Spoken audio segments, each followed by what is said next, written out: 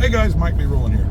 I wanted to talk to you today about a wonderful thing that happened in the Supreme Court just the other day, man. It's freaking awesome. I've been doing a little research on it to get a more in-depth idea on that, on truly the scale of how huge what's coming is.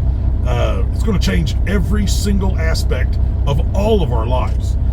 When the Supreme Court overturned the Chevron deference case, the Chevron statute.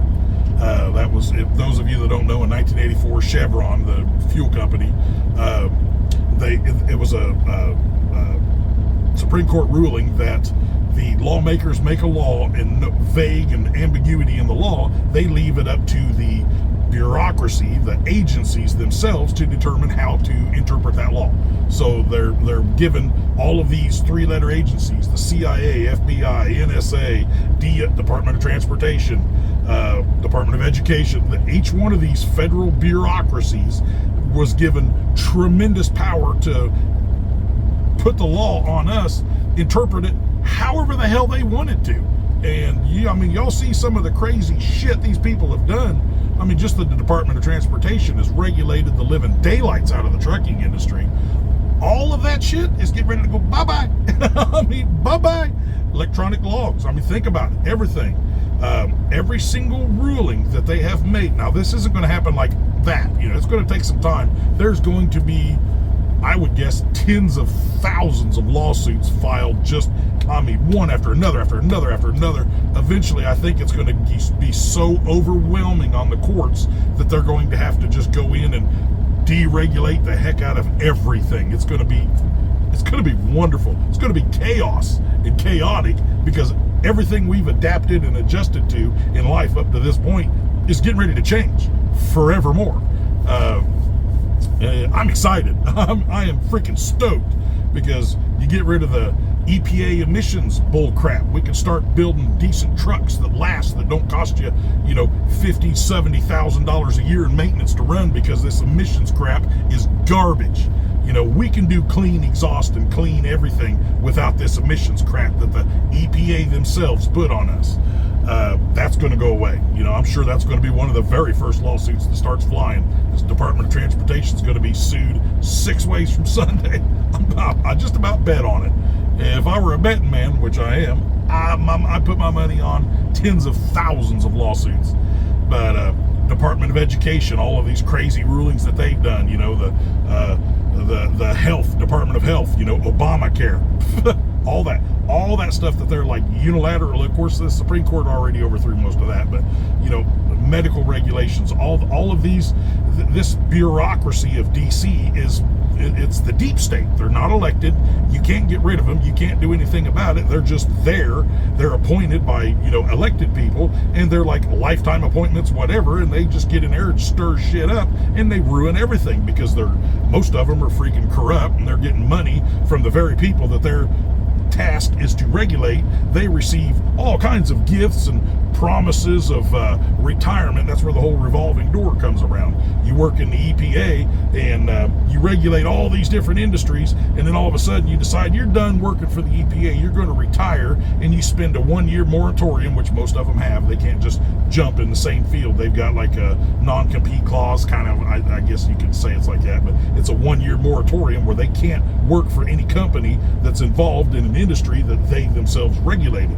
So they'll quit Congress or retire, take a year off, or go write their memoirs or some dumb shit, kill a year, and then next thing you know, they got a job at like Dow Chemical or DuPont or something like that, and they're being paid tens of millions of dollars.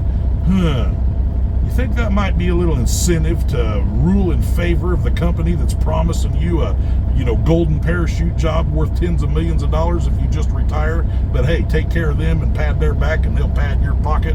You wonder why DC's so corrupt? There you go, the revolving door.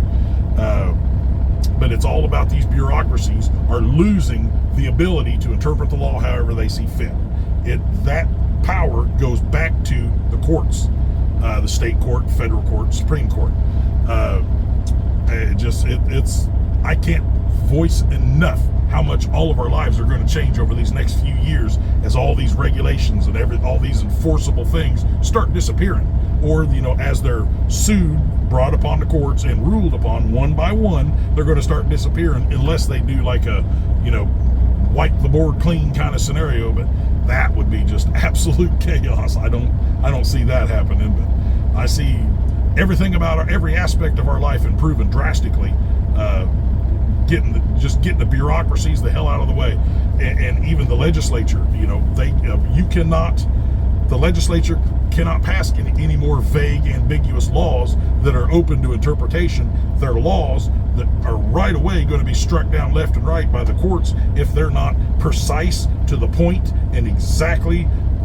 They can't get everything right in a bill, but they can get the majority of it right, and then the courts work out the fine details of each bill later.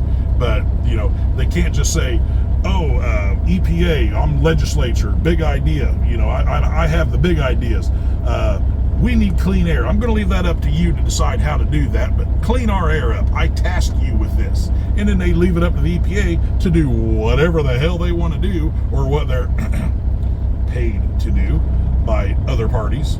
Regulate them, but don't regulate us so heavy. We'll give you a nice little cush job after your retirement from the EPA. Yeah, right. Yeah, all that stuff going bye-bye. I'm excited. I love it. But the trucking industry is going to be massively deregulated.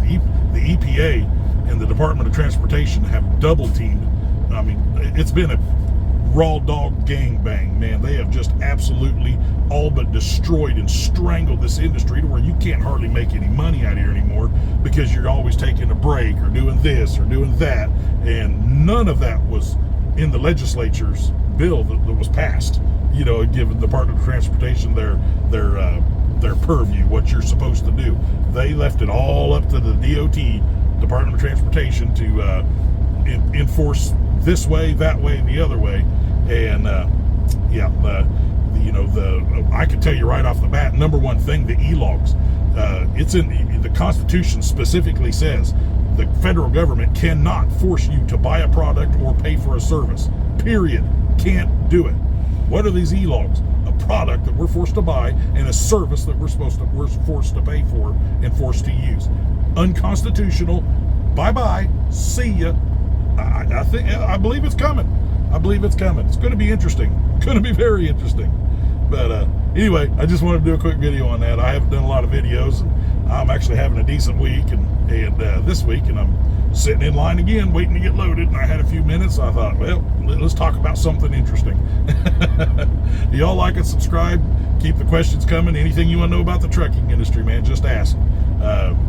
I'll kick out a video, or if it's a quick and easy answer, I'll throw it back in the comments. But I read all the comments. Sure. So any questions or concerns or comments, just throw them in the comments, and let's have a conversation, guys. Y'all be good, and we'll catch you later.